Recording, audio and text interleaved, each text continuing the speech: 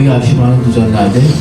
Ve jüri üyesinden tabii teşekkür ederim çünkü gerçekten yolsuzluğa şeyler gözüktü orta yerde bizim öğrencilerde.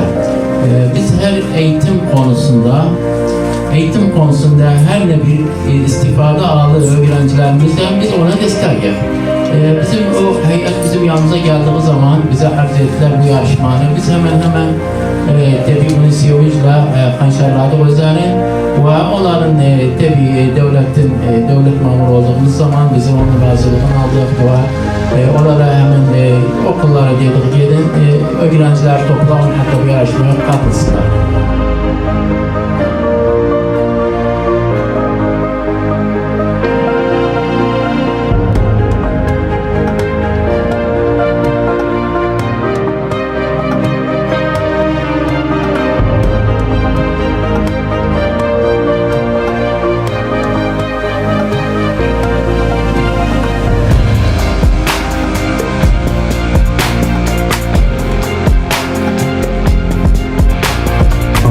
Çekmez.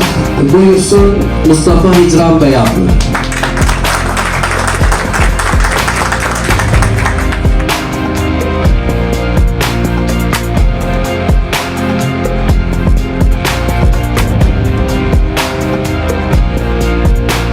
Hoş geldiniz Kerkük Türkmen Kardeşi Ocağı.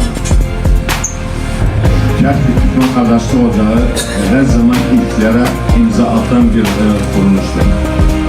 Şu anda okuma sevinci yarışması yalnız Türkmen elinde değil,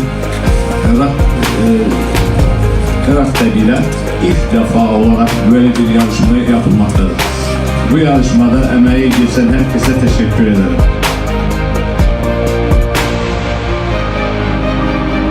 Bununla beraber bir ülke imza attı. Bundan önce yapılmadığı bir yarışmaya yeniden bir imza attık. O da okuma sevinci yarışması. Hemen zaman kaybetmeden yarışmacılarımızı çağıralım. Alexander Duymaz kimdi? Matematik. Silahşörlerle kitabını yazacak. Çok güzel. Kaç sayfadı? Silahşörler? 64. Evet, Ekrem Aytar'ın Ben ve Ailem kitabında ne demek istemiş? Ailemizi sevdiğini anlatmış. Annemizin yaptığını, genel bir gün ailenin gününü anlatmış bize. Genel bir gün. Tamam, çok güzel. Bayram şenliğini sen nece yaşasan yani burada okudu bu kitabı. Yazarı istemiyorum da sorun çünkü sen nece istesen bayramı yaşayın, şenliğini yaşayasan. Bizim Kerkük'te bayramımızı. Okulda yaşamak isterim. Okulda annenin böyle bir tören hazırlamak isterim. Ve onu kutlamak isterim. Bravo, helal olsun. Herkese merhaba, ben Cansu Necdet. Akkuyu İlkokulu'ndan katılıyorum bu yarışmaya. Ben Kara Aileyim, evde 6 kişiyim, evlilik kızıyım. 3 tane erbem vardı.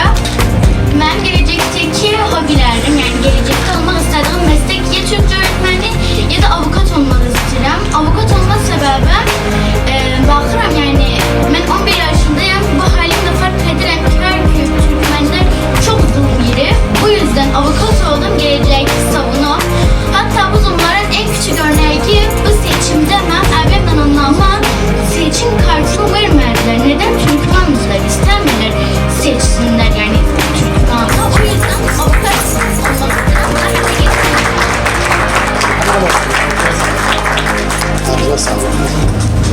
hocam akıllı kaptan bir kaptan varmış, gemisi varmış.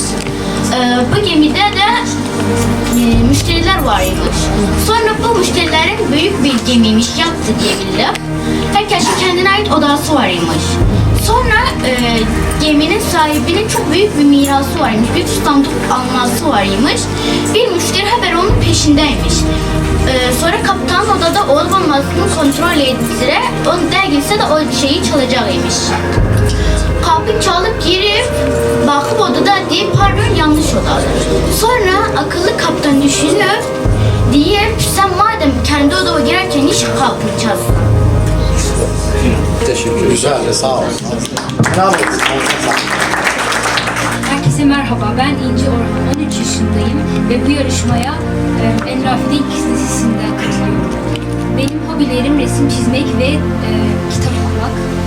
Favori derslerim ise sosyal bilgiler ve İngilizce. Sosyal bilgileri sevmemin nedeni ise tarih hakkında bilgi elde etmeyi seviyorum ve böyle şeyler benim ilgimi çekiyor.